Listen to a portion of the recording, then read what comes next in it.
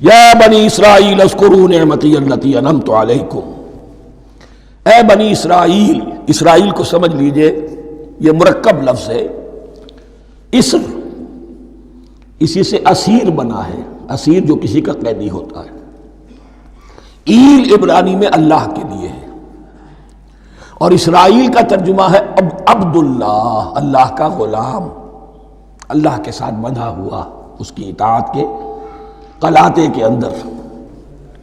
تو یہ اسرائیل یہ لقب ہے حضرت یعقوب علیہ السلام کا۔ ان کے 12 بیٹے تھے، 12 بیٹوں سے جو نسل چلی وہ بنی اسرائیل ہے، انہی میں حضرت موسیٰ کی بعثت ہوئی اور تورات انہیں دی گئی، پھر یہ ایک بہت بڑی امت بنے۔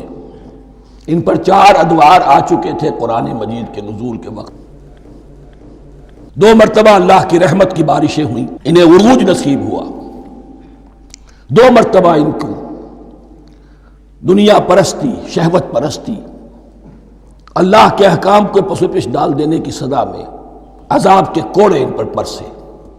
اس کا ذکر آئے گا سورہ بنی اسرائیل کے پہلے رکوع میں۔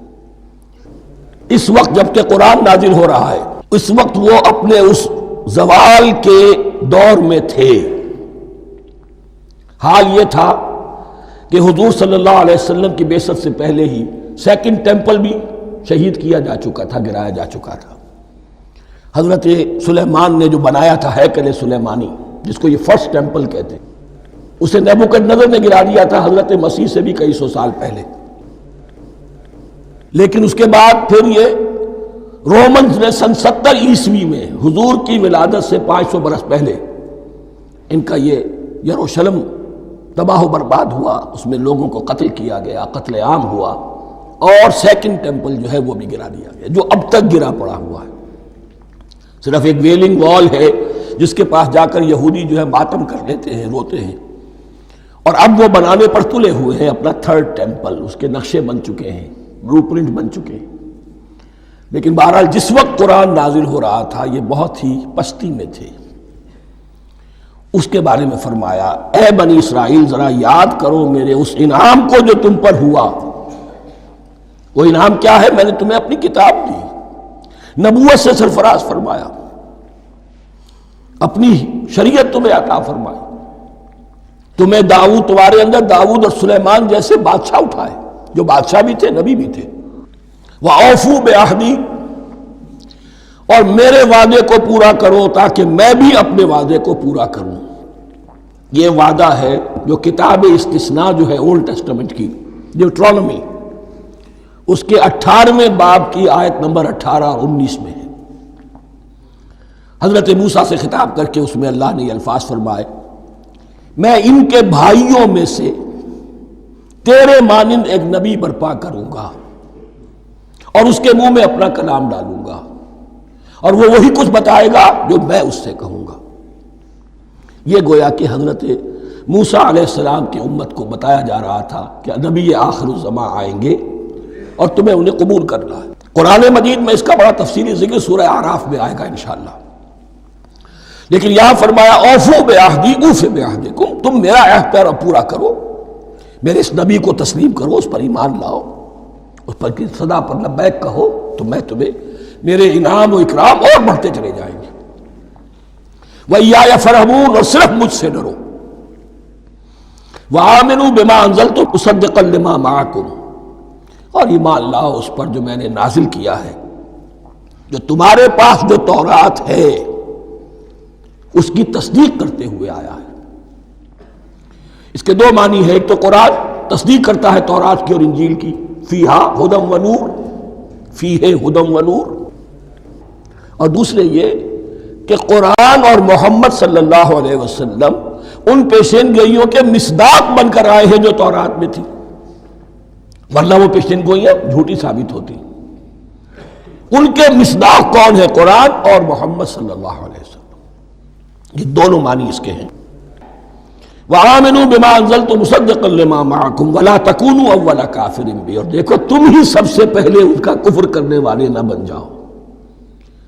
تمہیں تو سب کچھ معلوم تھا، تم تو منتظر تھے، تم تو آخری نبی کے انتظار میں تھے اور ان کے حوالے سے دعائیں کیا کرتے تھے، کہ اللہ اس نبی آخر الزمان کے واسطے سے ہماری مدد فرما اور کافروں کے مقابلے میں ہمیں فتح عطا فرما. یہ آئے گا آگے چل کر اسی سورہ بقرہ کے اندر. لیکن اب تم ہی سب سے بڑھ کر کافر ہو گئے، تم ہی سب سے بڑھ کر دشمن ہو گئے. وَلَا تَكُونُوا أَوَّلَ كَافِرٍ بِهِ وَلَا تَشْتَرُوا بِآيَاتِي ثَمَنًا قَلِيلًا، اور دیکھو میری ان آیات کے عوض حقیر سی قیمت قبول نہ کرو. یہ آیات الہیہ ہیں، ان کو رد کر رہے ہو کس لیے؟ ہماری مسندیں، ہماری حیثیت، ہماری چودراہٹیں، کہیں ان پر کوئی آنچ نہ آ جائے. حقیر سی چیزیں، یہ صرف اس دنیا کا سامان، اس کے سوا کچھ نہیں. وَلَا تَشْتَرُوا بِآيَاتِي ثَمَنًا قَلِيلًا وَإِيَّايَ فَاتَّقُونِ، اور صرف مجھ سے تقوی اختیار کرو، میرا تقوی اختیار کرو.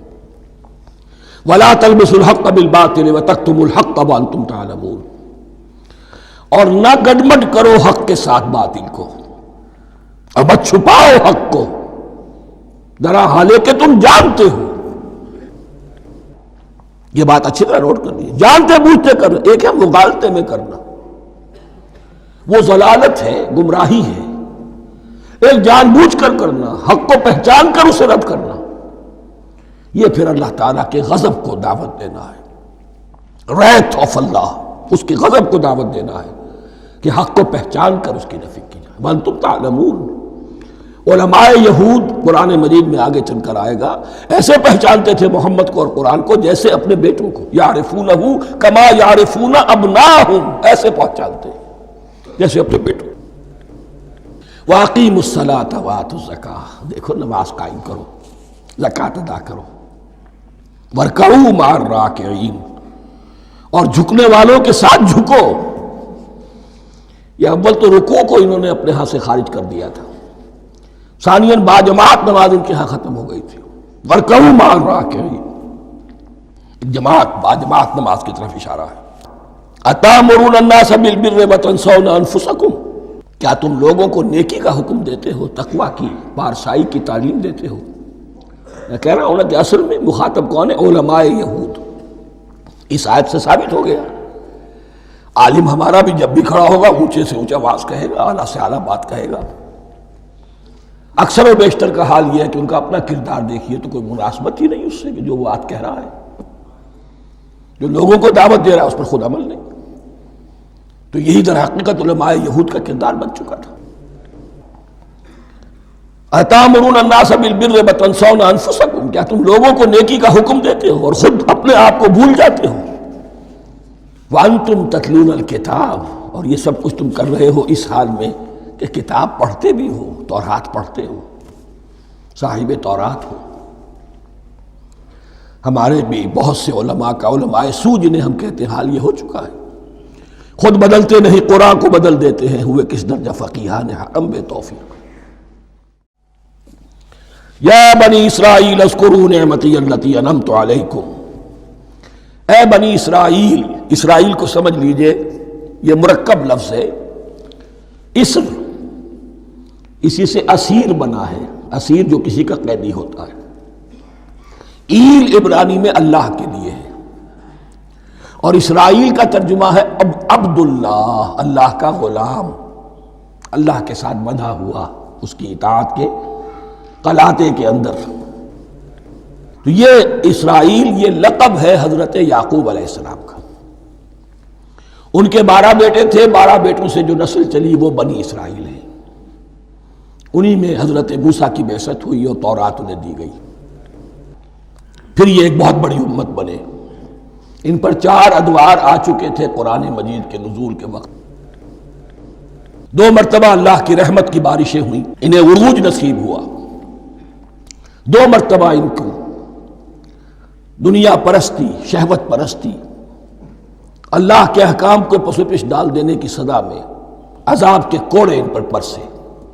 اس کا ذکر آئے گا سورہ بنی اسرائیل کے پہلے رکوع میں.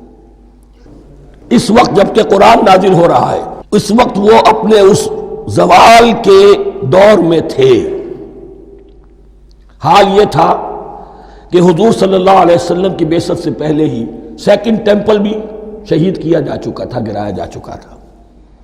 حضرت سلیمان نے جو بنایا تھا ہیکل سلیمانی، جس کو یہ فرسٹ ٹیمپل کہتے ہیں، اسے نیبوکڈنیزر نے گرا دیا تھا حضرت مسیح سے بھی کئی سو سال پہلے۔ لیکن اس کے بعد پھر یہ رومنز نے سن 70 عیسوی میں حضور کی ولادت سے 500 برس پہلے ان کا یہ یروشلم تباہ و برباد ہوا، اس میں لوگوں کو قتل کیا گیا، قتل عام ہوا، اور سیکنڈ ٹیمپل جو ہے وہ بھی گرا دیا گیا، جو اب تک گرا پڑا ہوا ہے۔ صرف ایک ویلنگ وال ہے جس کے پاس جا کر یہودی جو ہے ماتم کر لیتے ہیں، روتے ہیں، اور اب وہ بنانے پر تلے ہوئے ہیں اپنا تھرڈ ٹیمپل، اس کے نقشے بن چکے ہیں، بلو پرنٹ بن چکے ہیں۔ لیکن بہرحال جس وقت قرآن نازل ہو رہا تھا یہ بہت ہی پستی میں تھے۔ اس کے بارے میں فرمایا، اے بنی اسرائیل ذرا یاد کرو میرے اس انعام کو جو تم پر ہوا۔ وہ انعام کیا ہے؟ میں نے تمہیں اپنی کتاب دی، نبوت سے سرفراز فرمایا، اپنی شریعت تمہیں عطا فرمائی، تمہیں داؤد، تمہارے اندر داؤد اور سلیمان جیسے بادشاہ اٹھائے جو بادشاہ بھی تھے، نبی بھی تھے۔ وَأَوْفُوا بِعَهْدِي، اور میرے وعدے کو پورا کرو تاکہ میں بھی اپنے وعدے کو پورا کروں۔ یہ وعدہ ہے جو کتاب استثناء جو ہے اولڈ ٹیسٹمنٹ کی، ڈیوٹرانومی، اس کے 18ویں باب کی آیت نمبر 18 اور 19 میں ہے۔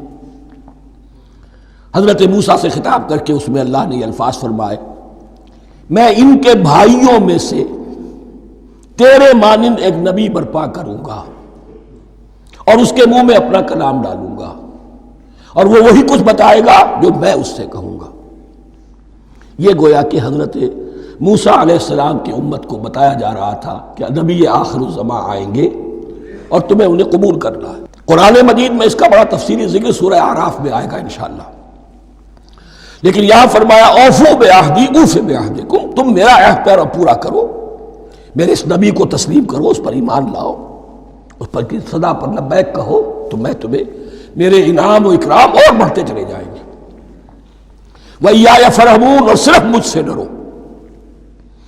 وَآمِنُوا بِمَا أَنزَلْتُ مُصَدِّقًا لِمَا مَعَكُمْ، اور ایمان لاؤ اس پر جو میں نے نازل کیا ہے، جو تمہارے پاس جو تورات ہے اس کی تصدیق کرتے ہوئے آیا ہے۔ اس کے دو معنی ہے، ایک تو قرآن تصدیق کرتا ہے تورات کی اور انجیل کی، فیہا ھدی و نور، فیہ ھدی و نور، اور دوسرے یہ کہ قرآن اور محمد صلی اللہ علیہ وسلم ان پیشین گوئیوں کے مصداق بن کر آئے ہیں جو تورات میں تھی، ورنہ وہ پیشین گوئیاں جھوٹی ثابت ہوتی۔ ان کے مصداق کون ہے؟ قرآن اور محمد صلی اللہ علیہ وسلم۔ یہ دونوں معنی اس کے ہیں۔ وَآمِنُوا بِمَا أَنزَلْتُ مُصَدِّقًا لِمَا مَعَكُمْ وَلَا تَكُونُوا أَوَّلَ كَافِرٍ بِهِ، اور دیکھو تم ہی سب سے پہلے ان کا کفر کرنے والے نہ بن جاؤ۔ تمہیں تو سب کچھ معلوم تھا، تم تو منتظر تھے، تم تو آخری نبی کے انتظار میں تھے اور ان کے حوالے سے دعائیں کیا کرتے تھے کہ اللہ اس نبی آخر الزمان کے واسطے سے ہماری مدد فرما اور کافروں کے مقابلے میں ہمیں فتح عطا فرما۔ یہ آئے گا آگے چل کر اسی سورہ بقرہ کے اندر۔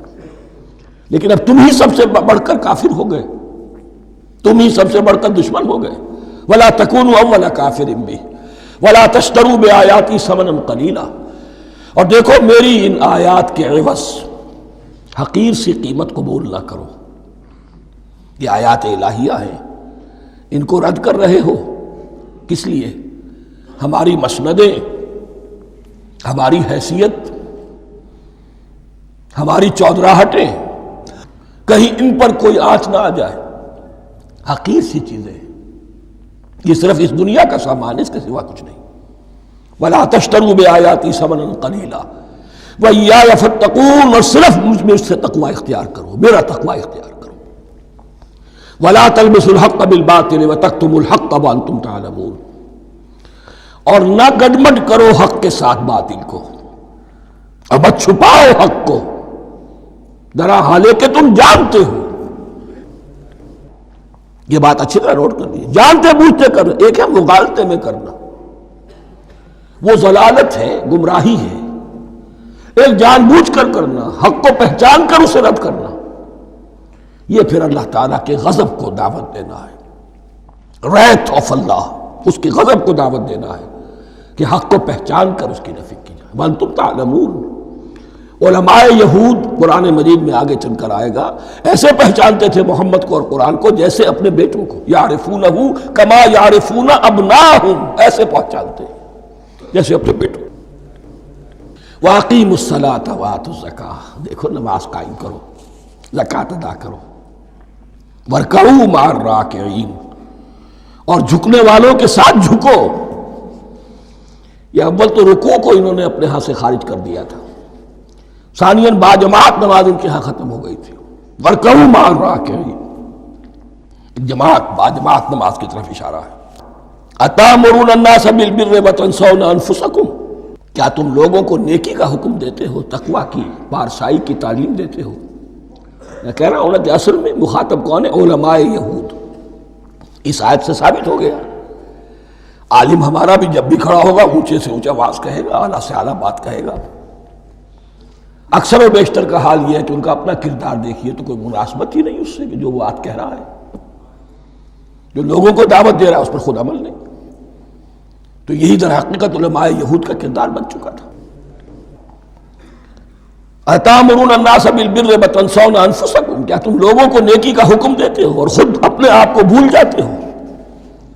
وانتم تتلون الکتاب، اور یہ سب کچھ تم کر رہے ہو اس حال میں کہ کتاب پڑھتے بھی ہو، تورات پڑھتے ہو، صاحب تورات ہو۔ ہمارے بھی بہت سے علماء کا، علماء سو جنہیں ہم کہتے ہیں، حال یہ ہو چکا ہے، خود بدلتے نہیں قرآن کو بدل دیتے ہیں، ہوئے کس درجہ فقیہان حرم بے توفیق۔